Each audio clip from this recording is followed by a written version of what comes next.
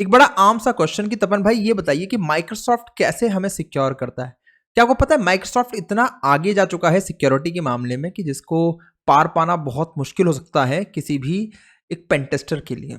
Even अगर आप देखें यहाँ पे तो काफ़ी सारी चीज़ें जो हैं आपको नज़र आती है माइक्रोसॉफ्ट के पोर्टल में। आज मैं बात करने वाला हूँ माइक्रोसॉफ्ट एक एंटरप्राइज को सिक्योर करने के लिए कौन-कौन से सिस्टम डेवलप करके बैठा हुआ है और कैसे एक बड़ी-बड़ी ऑर्गेनाइजेशन को कैसे वो प्रोटेक्ट करता है। ऑल्दो ये ऑर्गेनाइजेशन कभी ना कभी हैक होती है इनके मिसकॉन्फ़िगरेशन की वजह से, इनके रेगुलर अपडेट ना होने की वजह से, पर तब भी आज जानने वाले इस वीडियो में माइक्रोसॉफ्ट के वो सारे फीचर्स जो बेसिकली एक ऑर्गेनाइजेशन को हेल्प करता है, उसके ऑर्गेनाइजेशन में वल्नरेबिलिटीज और थ्रेट्स बनने से पहले उसको पैच करने के लिए।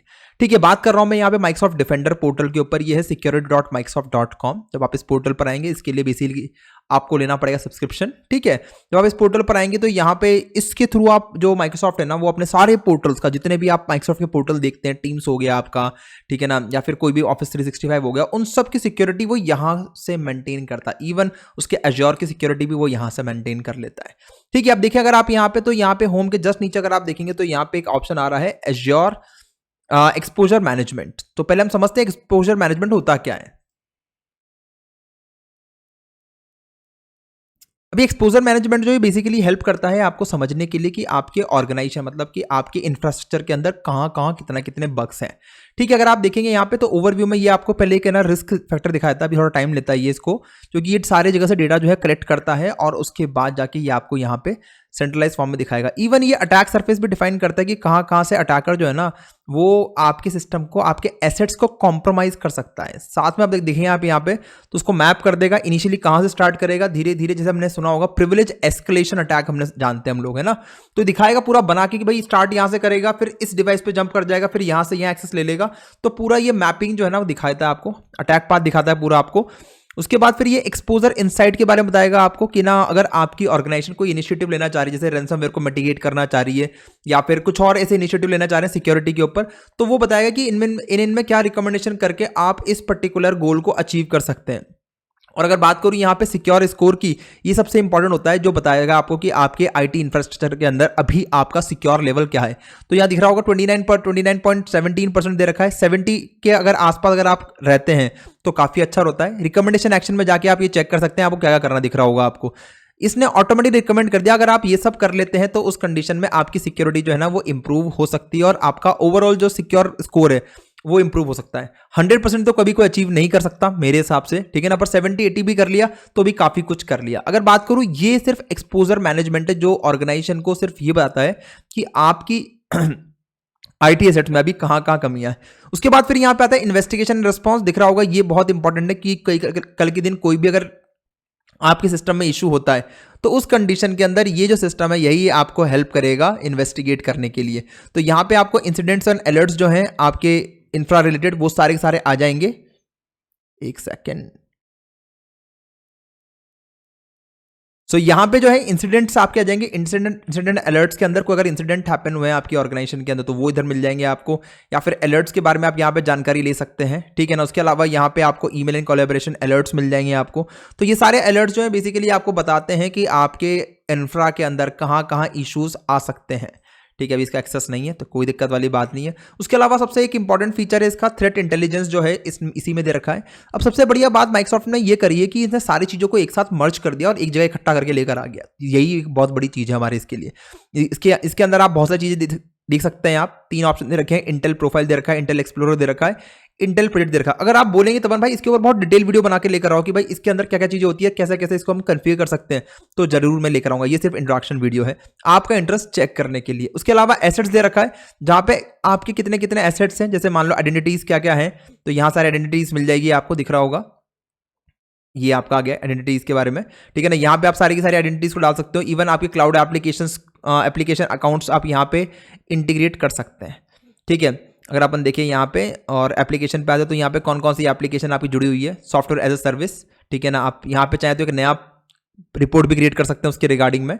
ये cloud discovery enables you to gain continuous visibility over shadow IT, analyse cloud application uses, कौन कौन सी एप्लीकेशन आप यूज़ कर रहे हो उसके बारे में दे देगा, कौन सी स्पेसिफिक एप्लीकेशन है, उसका यूज़र क्या है, कौन सा आईपी एड्रेस एक्सेस हो रहा है, बहुत सी चीज़ें आपको देता है बना के, ठीक है ना। तो ये भी एक एसेट वाला बहुत इंपॉर्टेंट पार्ट है।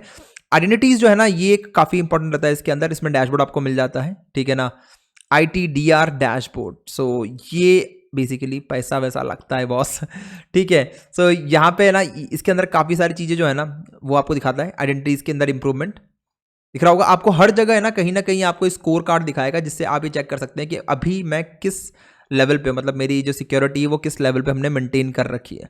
नीचे अगर अपन आते हैं, दिखाता हूँ मैं आपको, नीचे आते हैं अपन, तो ईमेल एंड कोलैबोरेशन दे रखा है यहाँ पे। सो बेसिकली अगर आपको कोई रूल वगैरह सेट करना हो तो वो आप सारे यहाँ पे रूल सेट कर सकते हैं ईमेल के ऊपर, ठीक है ना। तो दिखाता हूँ मैं आपको कैसे, जैसे मान लो थ्रेड पॉलिसीज हो गया आपके अंदर, इसमें बहुत सारी पॉलिसीज आती है। थ्रेड पॉलिसीज के बारे में बात कर लेता हूँ मैं अगर, तो यहाँ पे जाने के बाद आपके सामने अभी जैसे कुछ प्रेजेंट सिक्योरिटी पॉलिसीज अगर ऑलरेडी है तो दिख रहा होगा आपको, एंटी फिशिंग हो गया, एंटी स्पैम हो गया, एंटी मैलवेयर हो गया, सेफ अटैचमेंट्स हो गया, सेफ लिंक्स हो गया, ये सब पॉलिसीज बनी हुई है ऑलरेडी। हम लोग ट्राई कर रहे हैं कि लिंक के थ्रू मालवेयर भेज सके, और यहाँ पे तो काफी सारी चीजें इसने ऑलरेडी प्रिपेयर कर रखी है, कुछ रूल्स ऑलरेडी बना रखे हैं। अगर आप चाहें तो यहाँ पे कुछ चेंजेस भी कर सकते हैं। प्रेजेंट सिक्योर आ गया आपका यहाँ पे, और इसको बंद करते हैं अपन।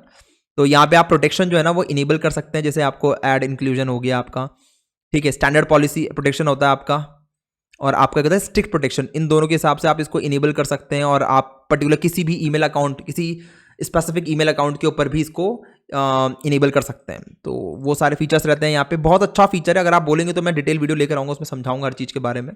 तो बेसिकली ईमेल रिलेटेड थ्रेड्स को हम यहाँ से एड्रेस कर सकते हैं। Even cloud application, cloud discovery के थ्रू आप ये आइडेंटिफाई कर सकते हैं हमारे जो यूजर्स हैं वो कौन कौन सी एप्लीकेशन का यूज़ कर रहे हैं अपने प्लेटफॉर्म के ऊपर। तो ये भी काफ़ी अच्छा होता है, इसके थ्रू ये पूरा डैशबोर्ड बना देता है आपको।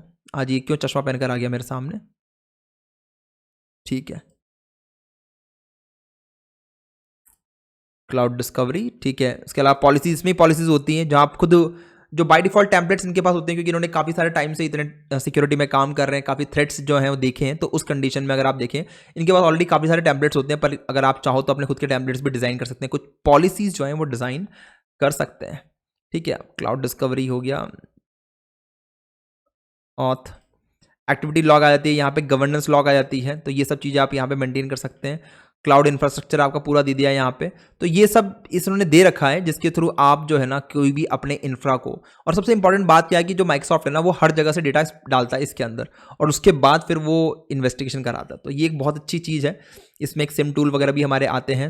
एक मिनट, कहाँ चला गया, हाँ ठीक है। यहाँ सेटिंग्स में जाके फिर आप इसके अंदर और भी चीज़ें जो हैं इनेबल कर सकते हैं, जैसे मान लो ऑडिट ट्रायल वगैरह हो गया आपका, ऑडिट लॉग्स को आप यहाँ पे रिकॉर्ड कर सकते हैं, क्या आपके यूज़र कर रहे हैं, क्या आपका एडमिन कर रहा है, वो सब चीज़ें यहाँ रिकॉर्ड होती है।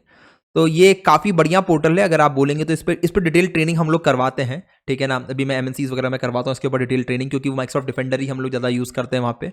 इन सब चीज़ों को कलेक्ट करके ये ब्लू टीम का ही पार्ट आता है, जहाँ पे हम लोग सिक्योरिटी इंप्लीमेंटेशन पे काम करते हैं, आइडेंटिफिकेशन पे ज़्यादा काम करते हैं। तो आई होप आपको ये वीडियो काफ़ी इन्फॉर्मेटिव लगी होगी, जहाँ पे मैंने बात करी माइक्रोसॉफ्ट डिफेंडर के बारे में। अगर आपको लगता है कि तपन भाई माइक्रोसॉफ्ट प्रोडक्ट के ऊपर आप और भी वीडियोस लेकर आओ, तो डेफिनेटली मैं एक अच्छी सीरीज लेकर आऊँगा इसके ऊपर। मिलते हैं फिर नेक्स्ट वीडियो में। इस वीडियो को इतना ही। Thank you so much.